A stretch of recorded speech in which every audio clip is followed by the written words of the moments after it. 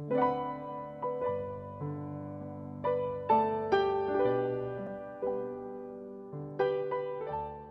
세상에 살다 보면 알아야 될 게 많습니다. 그렇죠?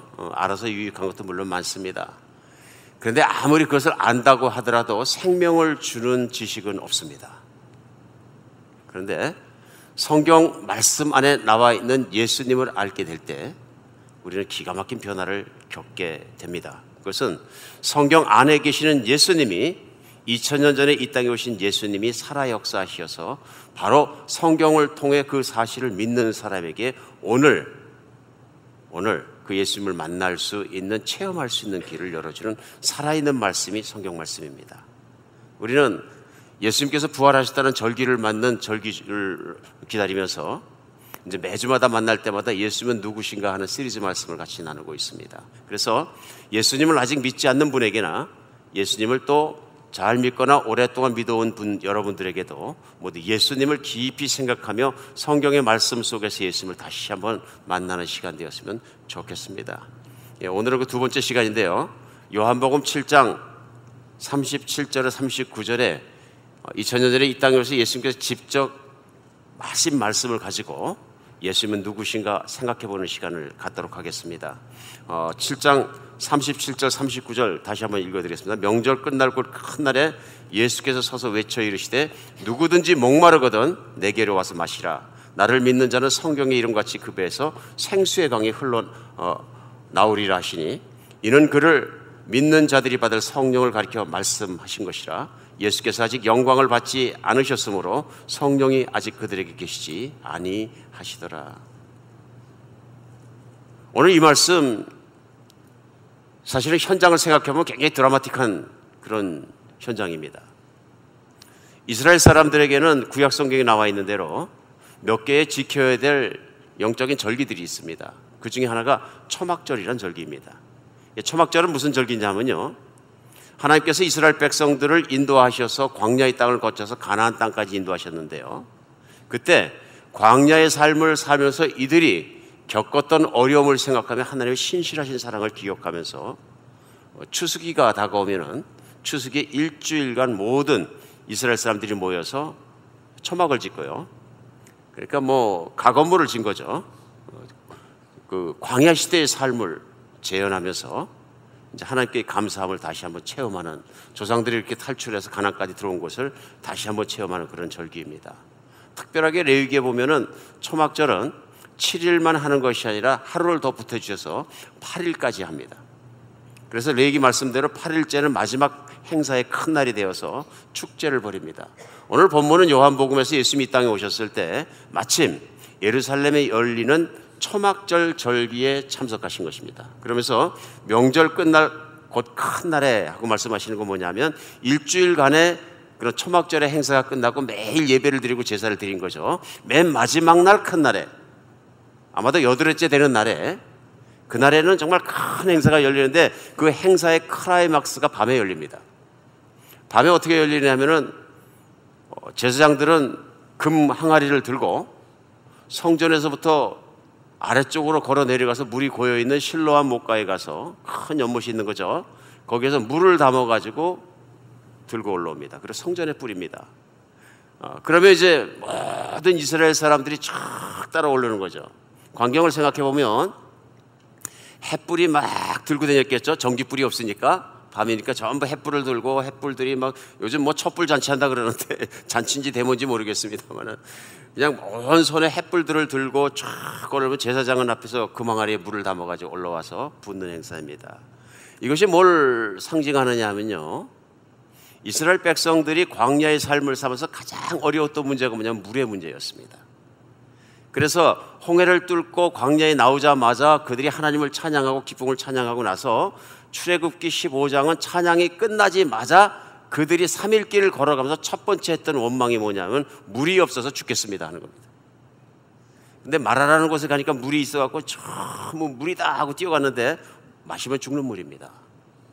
얼마나 놀랬겠습니까? 못 먹게 하니까 물을 보고 먹지 못하는 것, 3일간 갈증인데 못 먹는 것은 어마어마한 유혹과 도전과 시련입니다. 여기서 왜 우리를 광야에서 죽게 하냐? 광야는 물이 없는 것인데 사막에서 죽게 하느냐?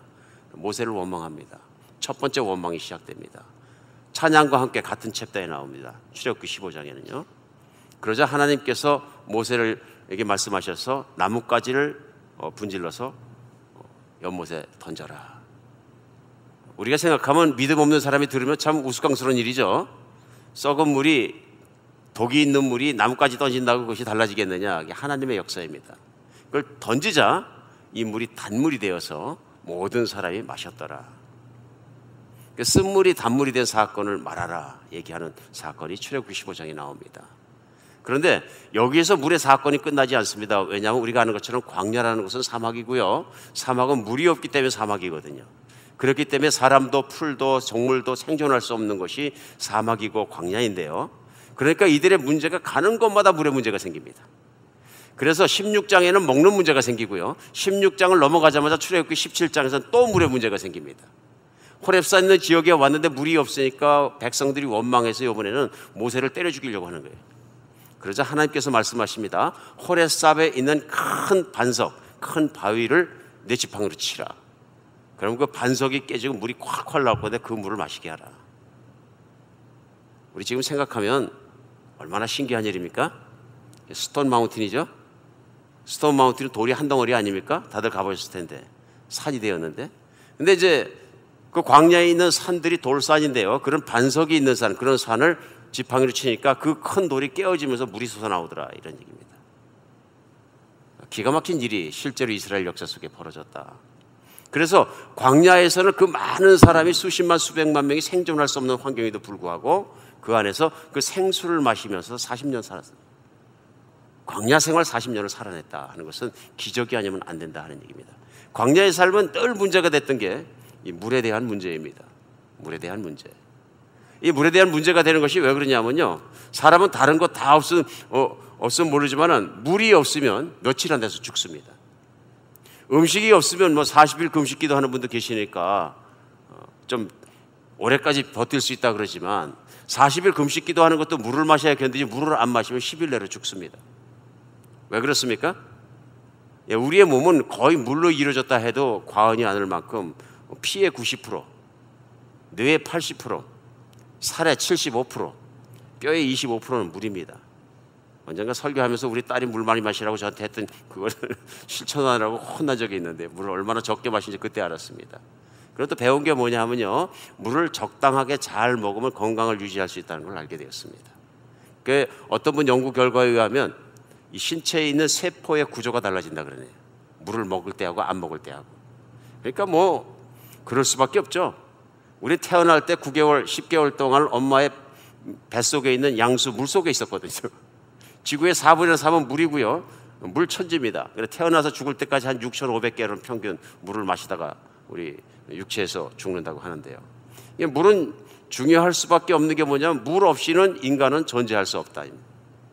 물 얼마나 중요합니까? 그런데 이스라엘 백성이 광야에서 물이 없어서 헤맬 때 하나님께서 그 물을 공급해 주셔서 어떤 물이냐면 생수입니다. 썩은 물이나 죽은 물이 아니라 지금 지하에서 콸콸 쏟아져 나오는 살아있는 건강한 물을 먹여주셨다 그런 얘기. 그래서 이스라엘 백성들이 살 수 있었다. 초막절은 그런 은혜로운 하나님을 기억하면서 그런 하나님께 감사하며 예배드리는 예배의 절기입니다. 마지막 날은 더 중요한 게, 그러니까 밤에 그런 행사를 하는 것처럼 물항아리에 금항아리에 물을 떠가지고 붓는 것, 참 물에 대한 감사 있죠. 그런데 오늘 본문은 예수님께서 그 밤에 횃불들이 보이는 어리렇다한 불빛 속에서 뭐 언덕이나 거기 서 계셨겠죠. 그들이 쭉 오는 행렬을 향해서 큰 소리로 외쳐 가라사대. 오늘 이 말씀이 그냥 들으면 안 되는 게, 예수님께서 한때 그들에게 들으라고 정말 가슴이 터지도록 목이 터지도록 부르짖으신 내용입니다. 명절 큰날 곧 큰날에 예수께서 서서 외쳐 이르시되, 소리질러 이르시되, 누구든지 목마르거든 내게 와서 마시라. 나를 믿는 자는 성경의 이름같이 그 배에서 생수의 강이 흘러나오리라. 이 뭐 오늘날도 이제 물론 설교도 여러 가지가 있습니다만 자분자분하는 설교, 외치는 설교 많이 있겠습니다. 예수님께서 그때 서서 메시지를 전해서 누구든지 소리 지르시는 거죠. 목마르거든 내게 와서 마시라. 나를 믿는 자는 성경의 이름같이 그 배에서 생수의 강이 흘러나오리라. 이렇게 선포하시는 거예요. 오늘 본문은 짧은 본문이지만 예수님께서 예수님을 믿는 사람에게 어떤 일이 생길 것이냐 하는 걸 짧게 함축해서 말씀하시는 거예요. 나를 믿는 자에겐 뱃속에서 생수의 강이 넘쳐나오리라. 생수의 강이. 기가 막힌 말씀이죠. 기가 막힌 말씀이죠. 오늘 이 말씀이 믿지 않는 분들에게는 이해가 안 가는 말씀이겠지만 또 믿는 분들에게는 이해가 가지만 믿는 분들에게는 생명 같은 말씀이에요. 때로는 우리가 믿음 생활을 오래 하다 보면 내 속에서 이상의 생수의 강이 나오지 않는 것 같습니다. 그럴 수 있다는 얘기예요. 그런 면에서 오늘 말씀은 우리가 꼭 들어야 되는 말씀이고 그런 면에서 오늘 말씀은 듣는 것뿐만 아니라 예수님을 다시 믿음으로 말미암아서 우리가 그 생수의 강을 누릴 수 있다는 것입니다. 누릴 수 있다. 우리 뱃속에서 나온 생수가 뭘까요 도대체? 그 생수의 강은 무엇일까요? 생수의 강이라는 얘기는 강은 특징이 뭐냐면 끊임없이 흐르는 것이거든요. 근데 그냥 물이 아니고 썩은 물이 아니고 하수물도 아니고 살아있는 깨끗한 물이 계속 흘러나오는 것처럼 계속 흘러나오겠다 이런 말씀이죠. 생수의 강이 뱃속에서 흐르십니까? 중요한 말씀입니다. 예수님을 믿는 사람은 첫 번째 새 생명의 기쁨으로 충만해지게 된다 이 말씀이거든요. 예수님을 믿는 사람은 새 생명의 기쁨으로 충만한 삶을 살게 된다 이런 얘기입니다. 실제로 오늘 요한복음 7장에 나온 요한복음 4장에 보면은 예수님께서 사마리아라는 지역으로 들어가십니다. 유대인이 갖지 않은 길이었는데요. 더운 날 사마리아 지역을 들어가서 길을 계속 걸어가신 거죠. 그래서 유대 지역에서 북쪽에 있던 갈릴리 지역으로 가십니다. 그 길을 걸어가시다가 큰 우물가에 데 가서 앉으시니까 제자들은 뭐 먹을 걸 사러 갔다 읍내로 가고요. 예수님 혼자 앉아 계시는데 한 물동이를 이고 물을 길러오는 여인이 옵니다. 낮 12시입니다. 엄청 더웠겠죠. 그때 예수님께서 두레박도 없고 우물에서 물을 기를 도구가 없으니까 여인 보고 얘기합니다. 나에게 물을 줘서 좀 마시게 하라. 그러니까 여인이 얘기합니다. 당신 유대인인데 사마리아는 상종하지 않는데 왜 상종하십니까? 그러니까 예수님 말씀하십니다. 그래서 뭐라 그러시냐면은 내가 만일 하나님의 선물과 또 내가 물 좀 달라 하는 이가 누구인지를 알았더라면 내가 그에게 구하였을 것이고 그가 생수를 내게 주었을 것이다. 이거 이상하게 말이 왔다 갔다 하는 것 같습니다. 그렇죠? 지금 여인이 물 좀 달라 그랬는데 유대인이 상종한데 물을 달라 그러냐? 그러면 네가 만약 내가 누구인지 알았으면 나한테 물을 달라 그랬을 것이고 그가 내게 상수를 주었을 것이다. 여인은 이해가 가지 않습니다. 왜 이해가 안 갑니까? 지금 목말라서 앉아 계신 분이 두레박도 없는데 지금 하신 말씀은 내가 누군지를 알면은 물을 달라고 반대로 했다는데 지금 물을 필요하신 분은 선생님이시거든요. 이런 얘기입니다. 내가 아니고. 그리고 두레박을 가지고 있는 건 저거든요. 하는 얘기입니다. 그 얘기는 무슨 얘기냐면 선생님이 지금 저보다 훨씬 더 비참한 모습이시거든요. 이런 얘기입니다. 물이 더 필요하신 분이시거든요. 그러니까 예수님께서 이 여인에게 설명을 해 주십니다. 뭐에 대해서? 생수에 대해서. 내가 나에게 구하면 내가 생수를 주겠다는 생수가 무엇인지 살아있는 무엇인지를 설명해 줍니다.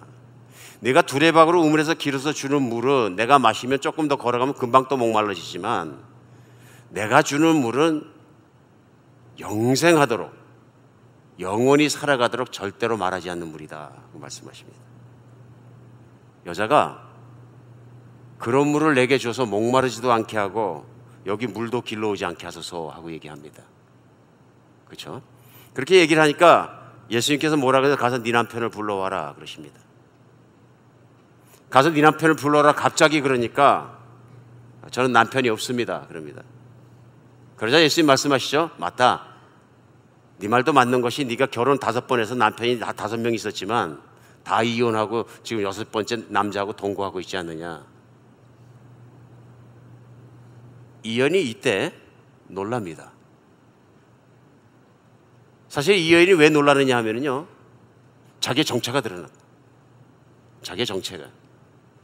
난 12시에 중동에서 물 깃지 않습니다. 왜 안 깃습니까? 너무 더워서. 지금도 중동 가면요, 제가 중동에 있을 때도 보니까 난 12시에 또 오후 3시까지는 전부 다 잠자고 노는 시에 관공서 닫습니다. 너무 뜨거워서 그런 거죠. 더운 날 한낮에 물을 길러 왔다는 것은 사람들 눈길을 피해서 온 것입니다. 창피해서 사람들 앞에 못 나오니까 사람들 없는 시간을 찾아서 나온 것이죠. 그러니까 무슨 얘기냐면 결혼을 과거에 5번에서 실패했다는 얘기는 할 때마다 인생이 업그레이드 된 것이 아니라 신분이 상승한 것이 아니라 신분의 하강 곡선을 이뤘다. 그래서 과거에는 잡을 잡을 수 없고 여인들이 혼자 살 길이 없으니까 몸도 팔았을 것이고 힘든 인생을 살았다. 그러다 전국적으로는 남자를 구할 수 없었는데 그냥 어떤 상대의 남자인지 모르지만 세상적으로 보았을 때 정말 이루 말할 수 없는 상태에 살아가는 남자를 하나 만나서 그냥 동거하고 있다, 이런 얘기입니다. 생존하고 있다. 그러니까 쉽게 생각하면 인생 중에서 가장 목마른 인생입니다. 내 마음대로 인생이 안 되는 겁니다. 그런 한 여인을 찾아가셔서 예수님께서 생수를 주겠다고 말씀하시는 겁니다. 그러자 여인이 알아듣기 시작합니다. 내 과거를 알아본 예수님을 향해서 제가 보니까 선지자이신 것 같습니다. 그러니까 내 말이 맞도다 하고 말씀하시면서 예배에 대해 가르치시고 마지막에 가르쳐 주십니다. 너희 조상들이 얘기했다는 그 메시아가 바로 나니라. 내가 누구인 줄 알았으면은 내가 내게 물을 달라 하였을 것이고 내가 그 물을 줄 것인데 그 물은 영원히 내 뱃속에서 생수가 나오게 하리라. 이 말씀은 내가 너를 지은 하나님이고 내가 인생을 살아가면서 내 자신이 해결하지 못하는 문제들, 내 자신이 갖고 싶지만 갖지 못했던 것들, 내가 자신이 마음대로 안 되는 것 때문에 힘들었고 지치고 아프고 죽을 수밖에 없는 인생 속에서 허덕거리는 내 인생이 내가 누구인지도 알게 되고 영원한 생명이 있다는 것도 알게 되고 내가 분명히 변화된 삶을 살 수 있고 기쁘게 살 수 있다는 것을 내가 주겠다 하는 말씀입니다. 오늘 예수님의 생수에 말씀하신 건 뭐냐면은 단순히 그냥 우리가 세상에서 마시는 물만 말씀하시는 것이 아니라 영적인 의미에서 말씀하시는 거죠. 영적인 의미에서. 어쨌든 인생은 목마릅니다. 우물가의 여인만 목마른 것이 아니라 우물가의 여인이야 그 목마르게 이리 말할 수가 없는 것이 인생의 목마른 게 내 마음대로 인생이 안 될 때 가장 목마릅니다. 그렇죠? 그래가지고 우리는 뭐 그냥 인생에서 팔자 타령이라는 거 많이 합니다. 팔자. 무슨 얘기냐면 내가 바꿀 수 없는 운명이 있다는 걸 생각하면서 난 운명적으로 팔자가 나는 나빠서 못 산다 하고 내가 그걸 체념하려고 노력해보지만 마음은 계속적으로 힘듭니다.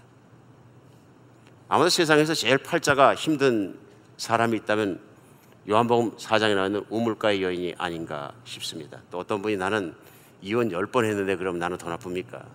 엘리자베스 테일러는 몇 번인지 모르지만 수없이 이제 돌아가셨지만 이혼했다는데 멋지게 살때 별별 생각을 다 하실 수도 있습니다. 그러나 예수님께서 말씀하시는 목마름은 또 다른 종류의 목마름입니다. 그것은 인간이 본질적으로 가지고 있는 영원히 살아가지 못하는 영혼에 대한 목마름입니다.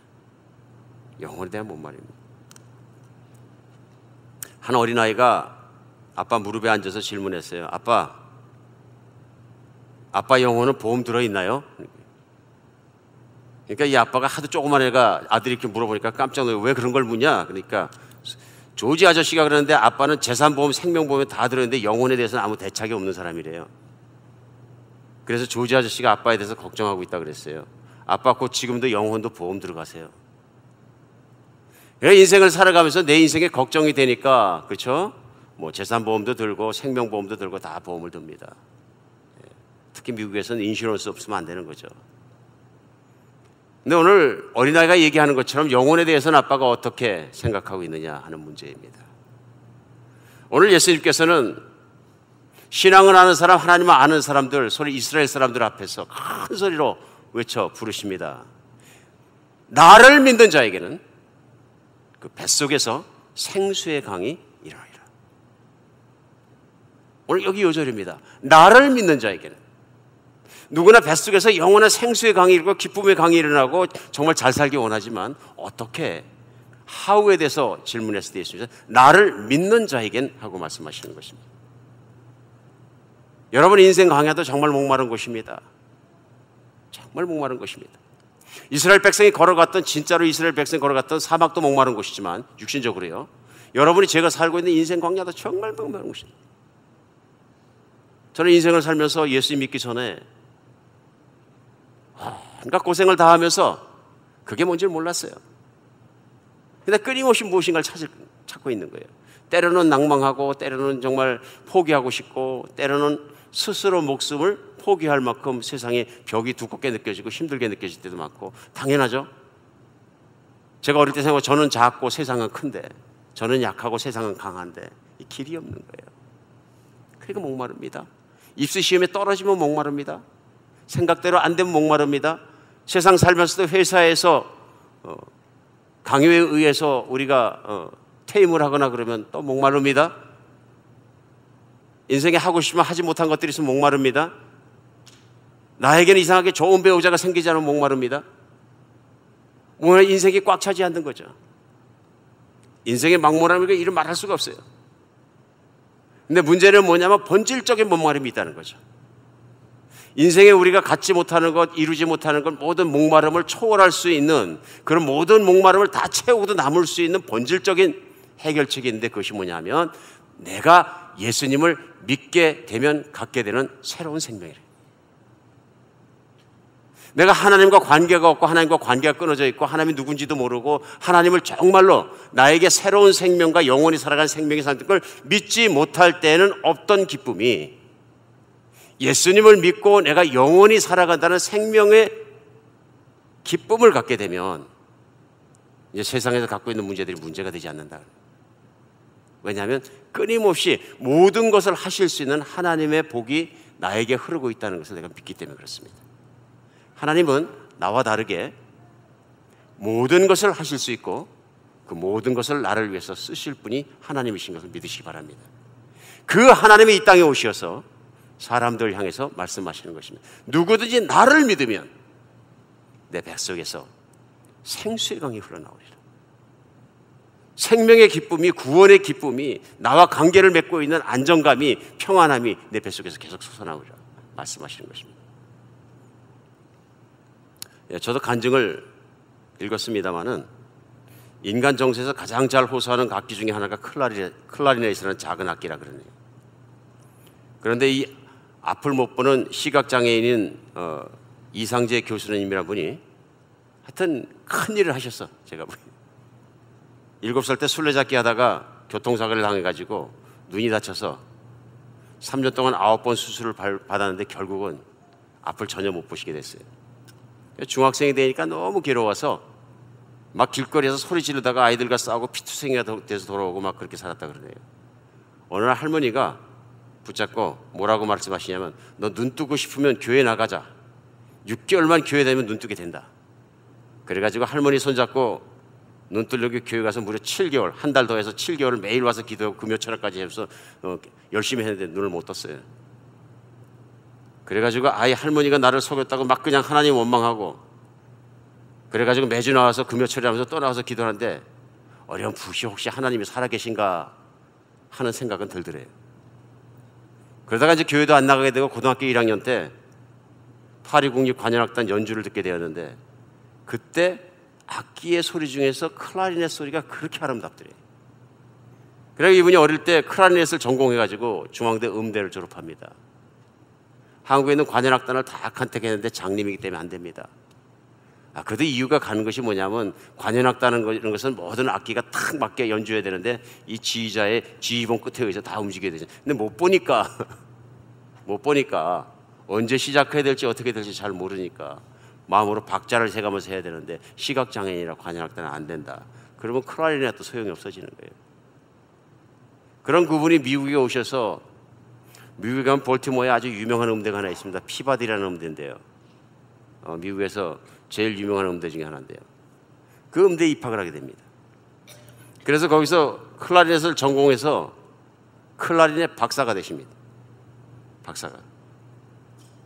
그러니까 그 벌티모어에서 가까운 곳에 워싱턴이나 한인교회에서 초청을 해가지고 클라리넷 연주를 좀 해달라고 자꾸 하니까 자기는 믿음이 없는데 가서 이제 찬송가를 연주하게 되는 겁니다. 그래 그때 간증하는 내용이 뭐냐 하면은, 내가 한인교회 간 이유는 비빔밥이 맛있어서 갔다. 그 교회 비빔밥이 맛있었어. 그러니까 교회에서 점심밥 잘하는 것도 큰 복이에요. 큰 섬김이에요. 그래서 그날은 자기가 특송 준비를 하는 걸 괴로울 때 주님의 얼굴 보라. 괴로울 때 주님의 얼굴 보라. 그런 찬양 아시죠? 그걸 준비를 했는데 그날 목사님 설교를 듣고 있는데 갑자기 귀가 멍멍해지면서 어릴 때 교통사고 날 때 눈을 멀게 될 때 그때 차가 타이어가 킥 쓰는 소리가 나면서 한참 있다 보니까 외부에 아무 소리도 목사님 설교 소리도 들리지 않는 순간이 있었는데 귀로 들리는 것이 아니라 마음속 깊은 곳에부터 음성을 들었다. 그때 내가 태어나는 순간부터 지금 이 순간까지 나는 늘 너와 함께 있었다 하는 하나님의 음성을 듣게 되었다. 그래 이분이 하나님이 장님된 나를 이렇게 사랑하시는구나 깨닫게 되어서 연주도 못 올라가고 펑펑 울다가 연주 시간이 돼서 올라가서 괴로울 때 주님의 얼굴 보라 연주를 하는데 막 콧물이 나와서 이 연주를 하는데 무슨 연주를 하는지 모르겠는데 회중은 다 눈물바다가 됐다. 그때부터 하나님 믿게 되어서 기쁨이 들어오기 시작하는데 그 생명의 기쁨이 다시 태어났다는 기쁨이 하나님이 나를 사랑한다는 기쁨이 내가 영원히 산다는 기쁨이 감당할 수 없는 내 마음속에 기쁨이 들어왔다. 그러면서 이렇게 고백합니다. 말로는 전달할 수 없는 그 무엇이 있습니다. 하지만 음악은 그것을 가능하게 합니다. 절망 가운데 하나님을 원망했던 저를 건져주시는 하나님은 음악을 통해 마음으로 전달되는 감동, 그 소중한 희망의 불씨를 전하는 삶으로 저를 인도하셨습니다. 이 모든 것이 하나님의 영광입니다. 예수님 말만 듣고 이름만 듣고 맨날 그런다고 되는 것도 아니고요. 오늘 본문에 나와서 너희가 나를 믿으면 내 뱃속에서 영원히 없어지는 생수의 강이 솟구쳐 나오리라. 예수님 믿으시기를 바랍니다. 예수님은 살아계신 하나님이시고 이 순간에도 전 세계와 우주와 모든 것을 통치하고 다스리는 창조자이십니다. 그분을 구원하시는 분이시고 실제로 2000전에서 그분께서 오셔서 그러한 사역들을 하셨다는 것을 예수님을 안 믿는 역사가들도 오늘날 그것을 증명하고 있습니다. 예수님은 이 땅에 오신 하나님이십니다. 오늘 본문 말씀 가운데 두 번째 우리가 또 깨달을 수 있는 건 뭐냐 하면요, 그 생수의 강이 뱃속에서 솟아나온다는 것은 삶의 기쁨이 충만해진다 하는 말씀. 생명의 기쁨으로 매일 충만해지는 삶을 사는 것뿐만 아니라 삶의 기쁨 자체가 충만해진다. 언젠가 뉴욕타임즈에서 역사상 제일 잘 살았던 사람이 누군가를 조사한 적이 있습니다. 누가 인류의 역사상 살아온 사람 중에서 제일 잘 살았겠느냐? 그때 뽑힌 사람이 바로 다윗 왕입니다. 일간지 얘기입니다. 그냥 세상에 있는. 그러니까 다윗은 세상에서 가장 인간으로 태어나서 잘 살았다. 세상적인 눈으로 봐도 그렇다 그런 얘기입니다. 믿음의 눈으로 봐도 그렇고. 아침마다 우리 사무엘 상하 말씀 통해서 다윗을 만나고 있는데 왜 하나님 다윗을 사랑하셨을까? 다윗은 잘 살려고 노력한 사람이 아닙니다. 다윗은 왕이 되려고 몸부림친 사람도 아닙니다. 다윗은 골리앗을 이으려고 맨날 검수를 훈련만 한 사람도 아니고 도 닦은 사람도 아닙니다. 그렇죠? 다윗은 공부 잘해서 출세하려고 열심히 공부만 한 사람도 아닙니다. 다윗은 한 가지만 했습니다. 하나님 믿으려고 노력하고 하나님을 믿기 때문에 하나님 말씀이나 순종하려고 노력하고 사는 사람입니다. 다윗의 가슴에 하나밖에 없습니다.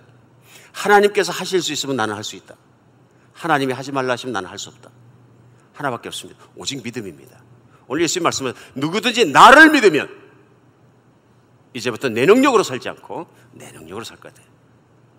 누구든지 나를 믿으면 이제부터 내가 쌓아놓은 이루어놓은 안정감 때문에 행복한 것이 아니라 내가 너를 보호해 주기 때문에 내가 안전할 것이다. 다윗이 그렇게 산 사람입니다. 그러니까 다윗이 볼 때 육체적으로 정신적으로 영적으로 모든 면에서 사회적으로 가장 꽉 차는 인생을 살았다 하고 뉴욕타임즈도 설문조사 결과 말하지 않을 수가 없다 하는 얘기입니다. 어떻게 하면 이런 삶 삽니까? 믿으면 삽니다. 믿으면 어떤 결과가 일어납니까? 성령이 오셔서 나를 충만케 해주십니다. 우리가 신앙생활하고 믿음 생활하다가도 뱃속에 있는 생수가 나오지 않는 것 같은 차가운 시간을 겪을 수 있습니다. 왜 그렇습니까? 믿음이 약해져서 그렇습니다. 나도 모르는 사이에 매너리즘에 빠지고 믿음이라는 게 매일 주일 왔다 갔다 하는 것에 그냥 그쳐버리고 하나님과 나와의 개인의 시간, 정말 교제의 시간, 기도의 시간, 말씀을 묵상하는 시간, 이런 시간을 꾸준히 갖지 않다 보면 어떻게 되냐면요, 매너리즘에 빠지니까 마음이 딱딱해집니다. 생수의 강이 콸콸 나오지 않고 쫄쫄 나오는 겁니다. 쫄쫄 나오는 겁니다. 어떻게 나오면 콸콸 나옵니까?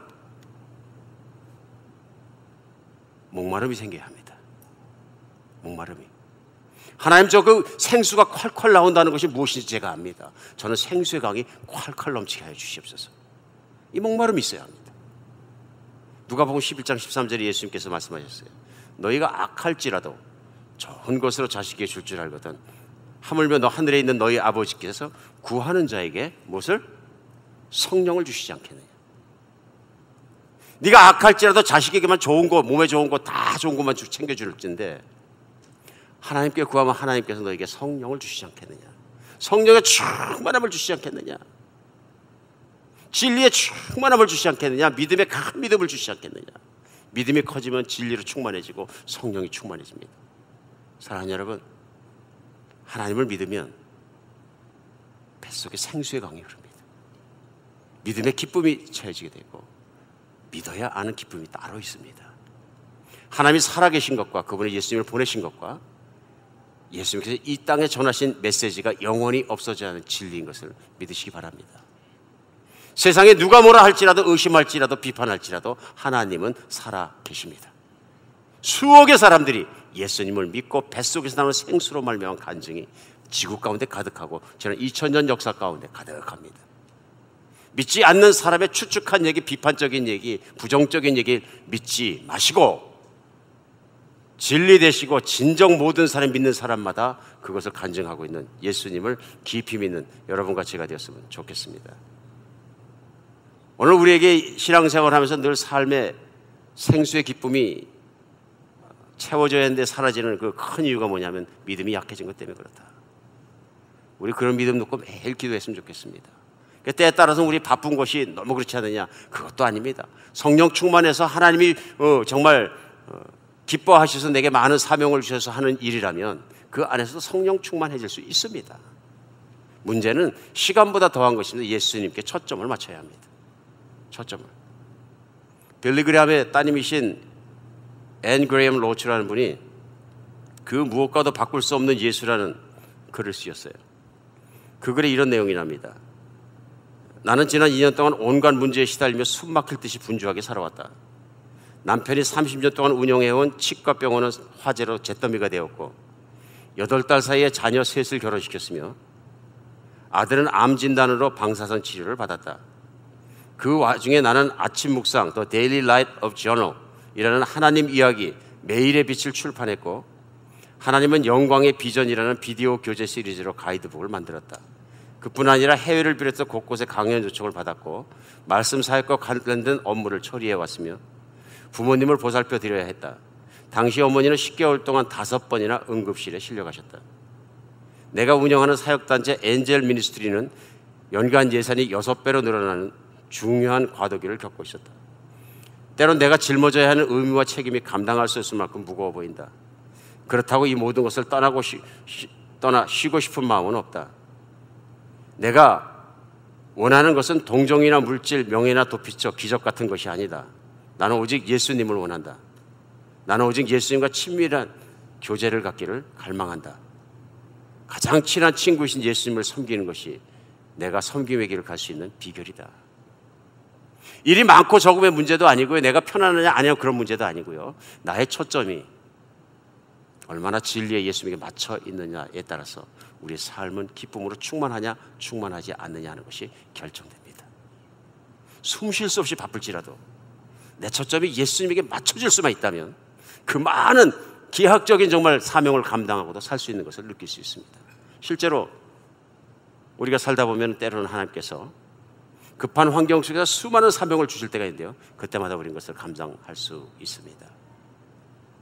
제가 신학교 처음에 들어가서 나이 먹어 들어갔으니까 책임이 많았습니다. 너무 힘들었어요. 너무 바빴어요.